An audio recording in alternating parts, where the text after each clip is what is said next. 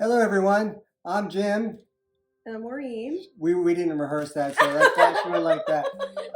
This is TPN Special Edition. We're so happy and glad to have Brooke Hamlin with us, author Brooke Hamlin. I know you already wrote a book, but we're just so excited to have her. This wonderful book.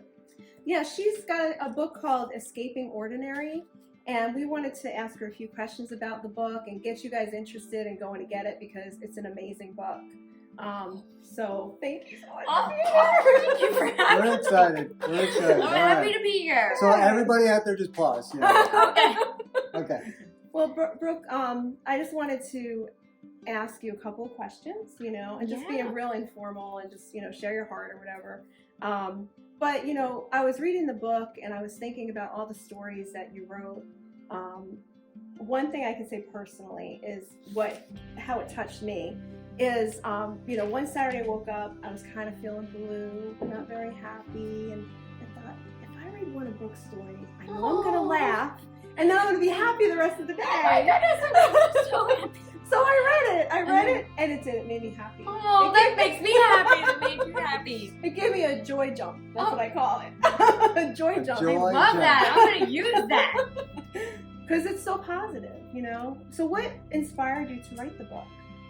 Great question. So this almost all of the content from this book originated from a series of blogs that I did years ago. Before I had kids, I was very active on a blog that I called The Unboring Life. The title of that, I feel like one of the most toxic lies pervading this society and all societies in history is that following Jesus is going to be boring. It's going to be life draining, life taking instead of life giving. It's gonna and just all the media that we get, all the input that especially our children are getting, is that Jesus is the opposite of what you want, and you want to live life your way instead of giving up your life for someone else. And I'm just very passionate about, the great adventure in life is about giving your life away to Christ, and somehow you get adventure back, more so than if you would have sought after it yourself. I've always been a person, I've always wanted adventure. I was the kid who was always in some sort of imaginary world. Can you believe that? And always, escaping into some fantastical realm, in a book. And it was such a revelation for me, such a joy for me to come to the realization that I don't have to go somewhere and do something super exciting to go on an adventure. Jesus is right here with me in this moment, and I am surrendering to Him. There's adventures right here, and ultimately knowing Him through whatever happens is the great adventure. So just figuring out how to communicate that, and then He did actually take me on all these crazy adventures. And life is an adventure. It is. Life is an adventure all the time, and I just felt like these stories were just so crazy and revealed just this side of God that I don't think a lot of us see. There's just the humor of God, I think, and his love for adventure and for fun. And so I just felt like everybody needs to hear these stories and know, this can happen to you too. Yeah. So that basically answers the next question. What do you hope other people get out of reading the book? Just that life is an adventure. Yes, and that I think it might say this in the blurb in the back of the book, but adventure doesn't have to wait till you get a new career or till you are in a new season of life, till this changes, till that changes. Adventure is where you are if you're with Christ. And He will bring, it won't always be this super fantastic, event, but He will bring moment by moment things into your life that are fulfilling and that have meaning. And He knows just what you need when you need it. Right. And He's always going to surprise us, I think. Right. So it's really not as fun when you're just making your own way. When you let God make your way, it's much more exciting. That's right. Yeah. That's very true. I was thinking about the song. Have you heard that song by Stephen Curtis Chapman, The Great Adventure? Yes. Oh my goodness. I used to blare that out in the car. Saddle up your horses. Yes. I love that song. Yes. And that's Showing what our it age is. here. That's what it is. And life is a great adventure. So I was going to ask you something else, and I totally forgot. I just went right out of my mind. That's okay. Well, what? Go ahead. Okay, Go so I'm ahead. just going to kind of jump in. There's Yeah. one chapter I'd like to talk about, Okay. and that's I Lost My Monk, right? That's the title? Yes. Yes. That chapter is incredible. If you haven't figured it out, we want you to go get the book. Yeah. And at the end of this video, we're going to have how you can go get this book. But I think in that chapter, there was a delay on an airplane, Yes. right? Yes. And I don't know about you, but me, I wrote it down here, I am a flight fury. Yes. Okay? Delay? What do you mean delay? Right? I was reading that chapter and I'm like, I was like, oh Lord, that's me. I am a flight fury for It's sure. so true. There's like a specific sort of anger that happens in airports that I've never experienced anywhere else.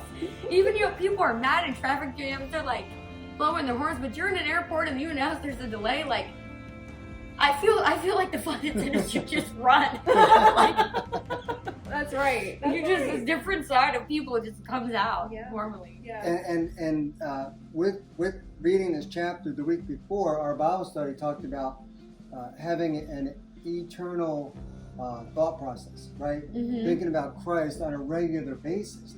And as I read this chapter and through your book, that's what you're doing. You are bringing Christ into your life, right?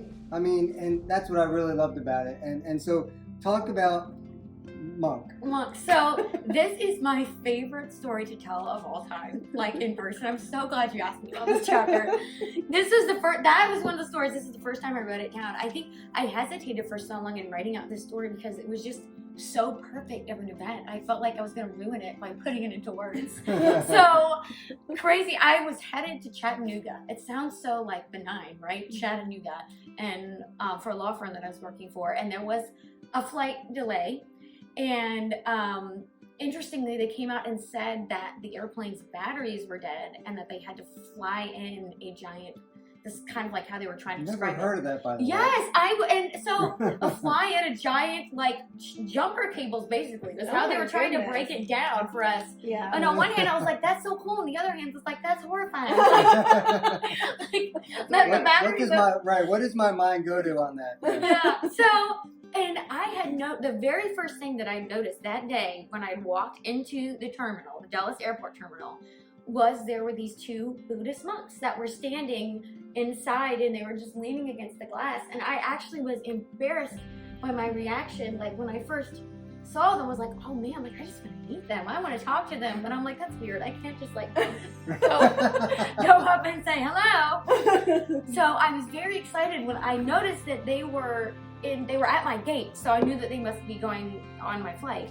And so anyway, airports, I feel like you can look at it one of two ways. You can I think people either hate them or they love them. And Right. I've always been, like I said, I've loved adventure, I've craved adventure, so I just tried to make the most of it every time I was in the airport. And all these people from everywhere. So as soon as they announced that this flight delay was happening, we all got, everybody experienced flight fury.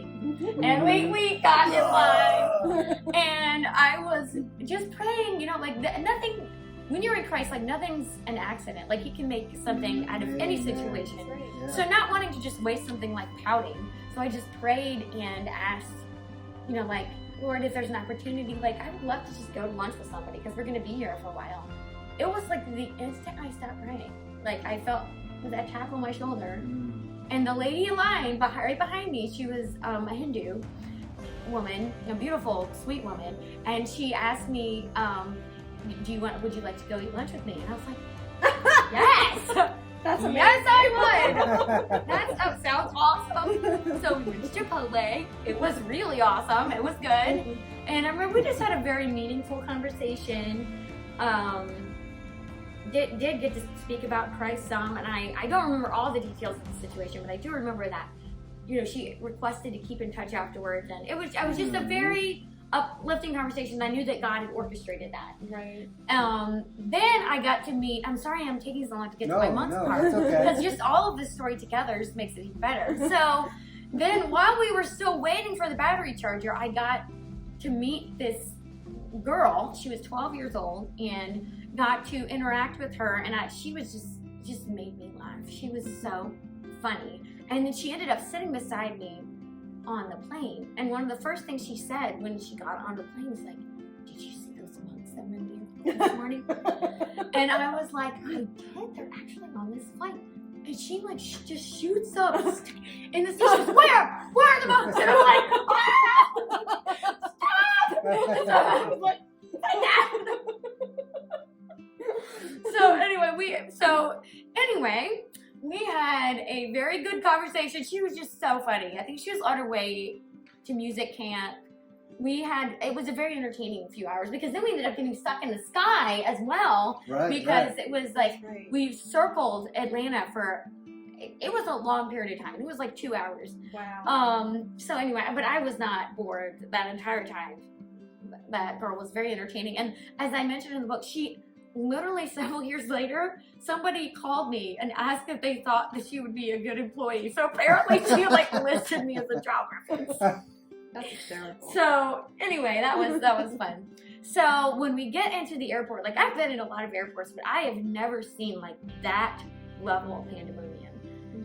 Because at one point, the Atlanta airport terminal, I think it was the largest in the world. I don't know if it still is, but and no one had gone anywhere for hours. So it was like a high school hallway, that's just like completely jam packed. I didn't even know what to do. I think I just stood there and I just started laughing, realizing that I had missed my flight. And my the fact that you can laugh in a situation like that says a lot about your relationship with Christ. Oh, it really does, because most people would be like thinking, I can't believe I lost my flight, and what am I going to do now? And why did you let this happen to me? Instead of, exactly. God, thank you for letting this happen to me, which is what you probably thought. Well, I realized at this point, everything was happening on purpose. Right. And I was having a great time.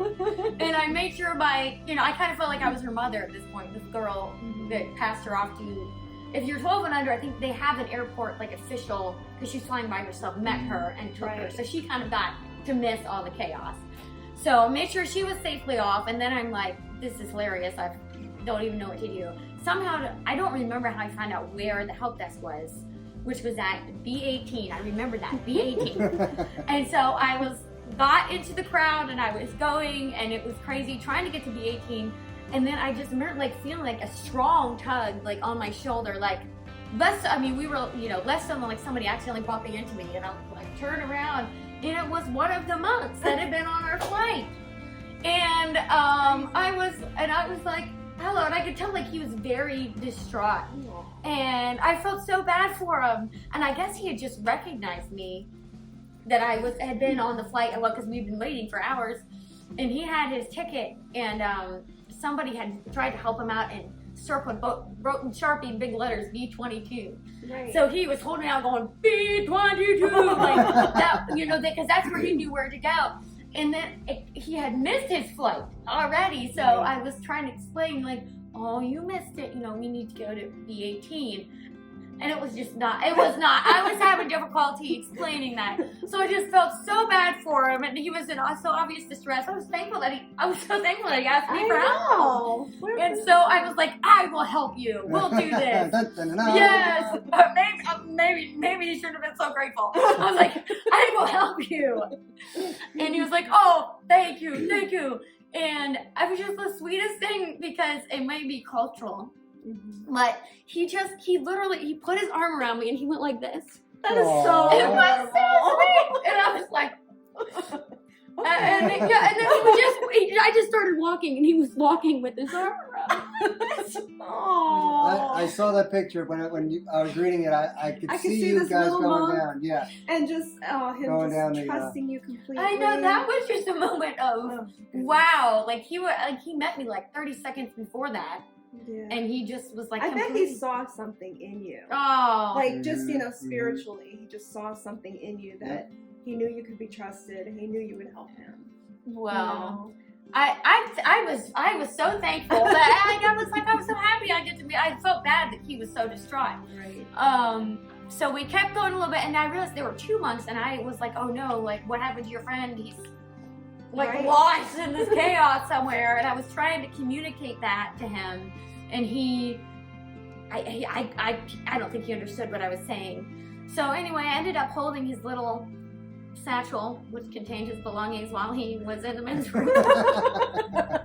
It's like, this is the strangest moment of my life. Standing out here outside the men's room, just waiting for my mom to be okay.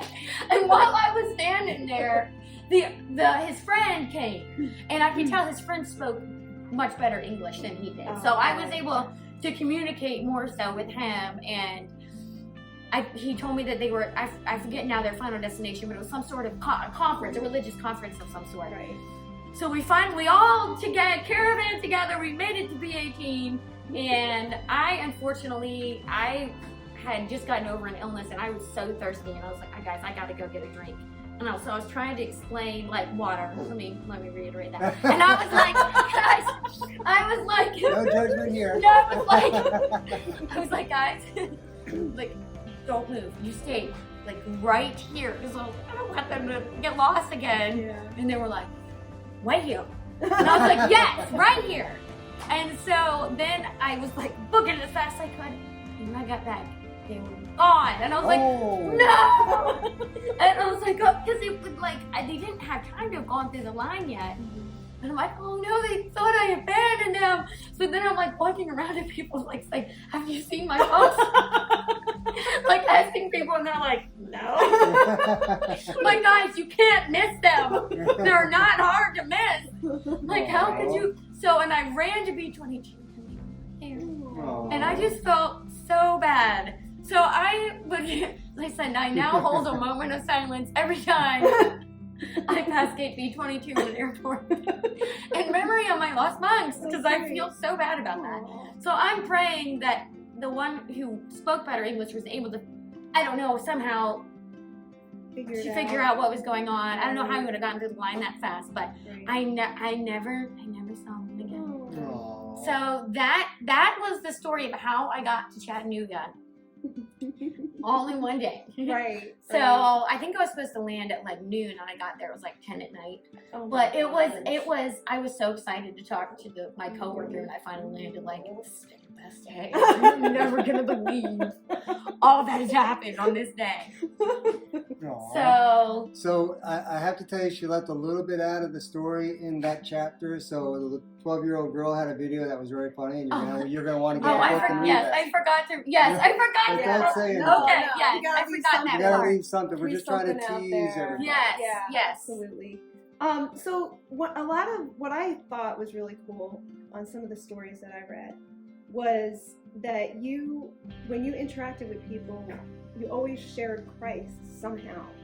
And that's something that's extremely intimidating for the average person. Mm-hmm. You know how to get saved, and you know what the process is, and you know it has to do with your heart, and Mm-hmm. But how do you explain that to somebody within like 5 minutes or however long you're with them? How do you make that connection? I think my husband talks about this a lot. You have to find he calls it your transitional phrase, and that you have this standard phrase in your pocket that you can kind of slip in that can transition in a non-awkward way the conversation to Christ. And it's not always going to be the same in each and every situation. I think I don't always do that well when it's like a short-term conversation, but I think like when you're in a plane and you're trapped with somebody for hours, they don't know what they're in for if they sit down next to me. And, but I think it's easier for me because vocationally, I'm a pastor's wife. I write Christian books, so that's immediately going to come into the conversation right off the bat. Right.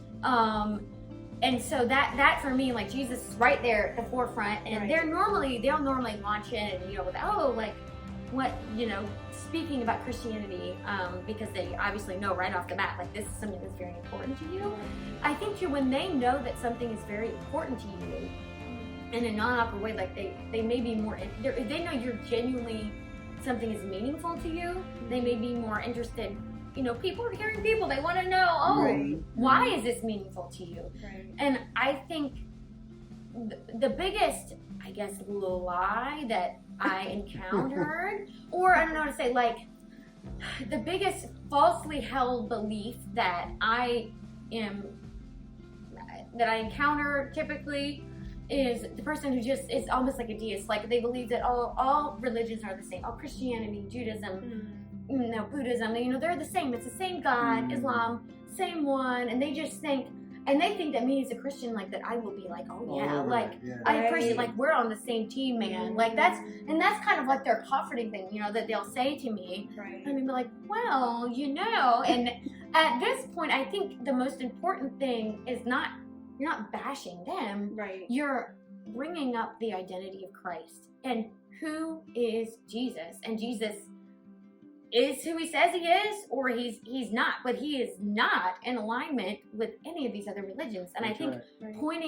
knowing who Jesus is, knowing how is Jesus distinct, how is he different, how is he Lord, and being able to differentiate between these other religions. And Jesus, if Jesus was lying, like he was not just this nice guy, like that was dangerous lies. And he led people to their death if he was lying.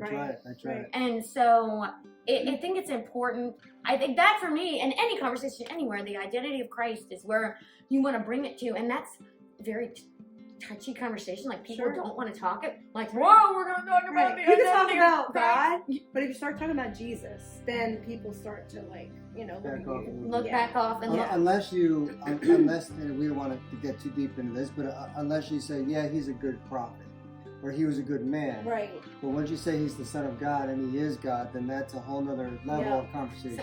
So perhaps like me, I get into the most difficult level. The 10 out of 10, I go right for the jugular. But I kind of build up to it though. And what's interesting is I've never had anyone just like, once we've gotten to that level of conversation, I mean, it takes a long time to get there, like actually display any displeasure that we were talking about that. I think they were actually appreciative of that. Like they'd never heard that, never thought about that. And they can tell that it's not something that I'm just saying because I'm trying to say, oh, you're wrong. I'm trying to prove you wrong. That's the point of this conversation. Because it's not. Right. The point of this conversation is I love Jesus and this is who he is. And no one can argue with your story when you're telling your story, and I love Jesus because of this. When you're not like, I don't know, pressuring them is the right word to say. Because you would love for them to love Jesus too. Right. But you're not attempting to tear them apart. You're presenting Christ to them. Right. And planting a seed. Yes. And that's another thing. You never know. You might feel like what you did ended in failure because there wasn't a conversion, there wasn't anything. But you have no idea how much, where you are in their life story. Like you could be the fourth person that month that shared Christ with them. You could be don't know. That's true. And so, and you have to leave that in Christ's hands. Because sometimes we get to be the one that shares the seed. Sometimes we get to be the one that harvests it. You never know. Right. So you just have to, and I feel, honestly, like convicted. I feel out of practice in that I've been a mom home with 2 little kids for a long time. So it's been a longer time since I've been on an airplane with another person for a long period of time. Well, let me ask you this. I just want to switch gears just a little bit. Yeah. So and I don't want you to get into the details of the story. Oh, okay. Then people won't buy this book. Okay. That's right. People Your buy the book, book. yeah. But basically, there was one story where you wanted to be a singer or an actress or something. Oh, yeah. And by the end of the story, you realized that wasn't the path that God had for you.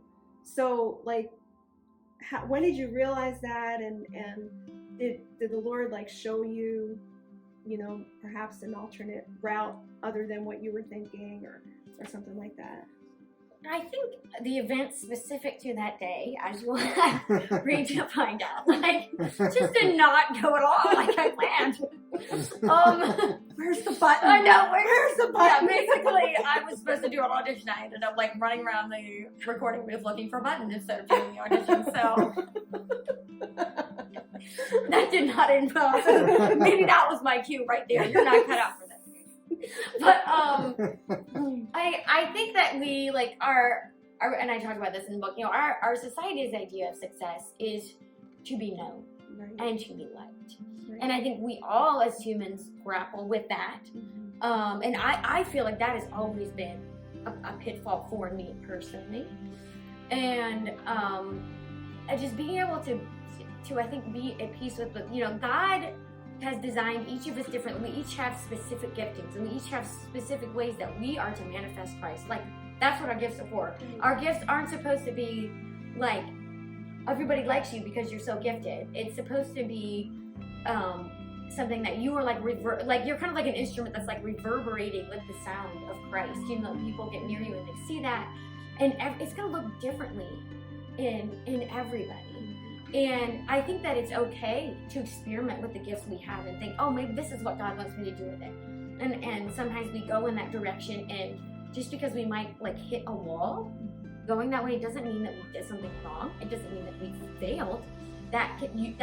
You learn something valuable when you step in that direction, and and then God uses that, I think, situation to direct you for the rest of your life. Like, I went into college thinking, oh, I'm going to be a journalist. Nope, not gonna happen.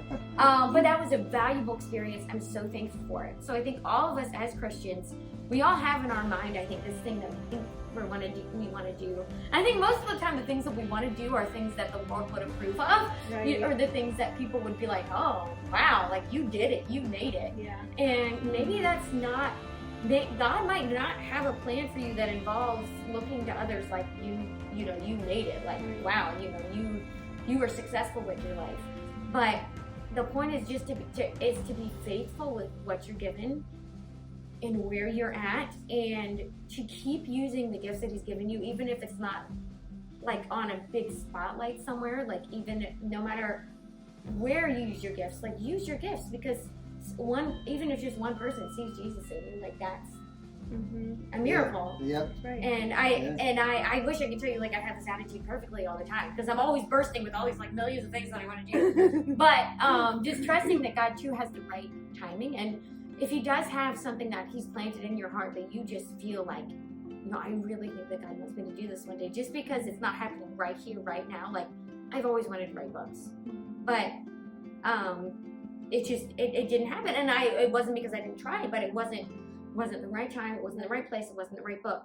So one is the right time and the right place and the right thing, and if God's going to make it happen. Like, you just have to continuously seek Him and trust Him for that, and that's hard to do. Yeah. It's very hard to do. Yeah. So I feel hypocritical even saying that, but it's hard to do. But no, I wouldn't feel it. yeah. So Wow. Good. That's awesome. Yeah. All right. Any other questions? No, I am done. All right. I think we did a fantastic job, or you did a fantastic Oh. job, not us. no. So thank you for joining us again. Yeah. What? The book. Oh, the book is Escaping Ordinary, and we highly recommend it, especially if you want a little bit of laughter and joy in your life, because there's a lot of that in here, a lot, and we all need that, right? Yes. Do you have any social media that you want to get out to everybody? Facebook, Instagram, anything like that? Like, you can Website? I have a website, BrookeHamlinBooks.com. Okay. And that's just that would just give you the link to the book as well. You can also just Google it. Great. I'm working on, hopefully in the works, hopefully going to have an audiobook released here by the end of the summer. Oh my So God. What we'll fun see. that will be. So I hope so. That is the goal. Are you going to do all the voices? I'm going to try. So you have a scoop here. There's a scoop, inside scoop right there. That's Yeah, I just gave you a whole chapter by accident. I just got carried away.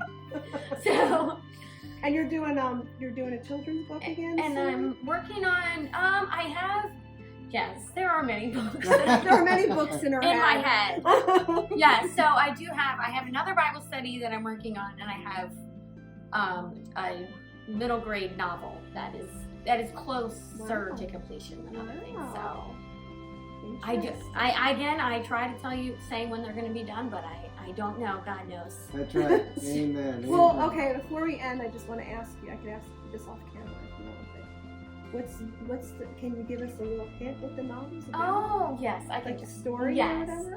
yes. Okay, how can I? Again, I like to talk, so how do I not give away the Start on page 1. No. So, I think that God has. Okay, so we're gonna get on the philosophy here, because obviously I just like talking. So you know the concept of the 5 love languages, if you've heard of that. Mm-hmm, yep. I think that one book that I read that was particularly meaningful to me is it was God, I think it was called God's Love Languages. It's by the same guy. And it talks about how each of us have different ways like of worship almost that are more meaningful to us. That's sometimes it's specifically connected to our gifting. And interestingly to me, in my life, the way that I have felt the closest to God, even though I am a vocalist and I do write nonfiction, is through reading fiction. Interestingly, I can look back the most profound moments that I've ever spent in the presence of Christ were in reading a fiction book or in writing a work of fiction. And these books were particularly, they were turned towards wanting you to experience intimacy with God. Right. And so that has always been so meaningful to me. And even as a child, like I fell in love with Jesus in reading stories about other people who love Jesus. And so I want to do that for my children and to have that because I know how impactful that was for me. So this story is a story, the whole thing is supposed to be an allegory about following the Holy Spirit in our lives. So that's my taste, but it's called The Mark of the Maker. It's got just about every element of like an epic fantasy adventure that you can think of. It's got volcanoes, dragons, mythical adventures. It's about a boy. His name is Ryder. What a Now, good name. I was just gonna say, that's her son's sounds a name. lot like what Ryder might do. Yes, well, what my son would actually do in real life. And he basically knows the whole story, actually. He asks me to tell him all the time. But he is selected to run in a race. And it's a very special, secretive, supernatural kind of race. And it's awesome, it's epic. There are secrets that are uncovered, there are conspiracies that are unraveled, and there are beasts to be defeated. Wow. So that's the story. Okay. Ish. You better get moving on I that. know. I want to read it.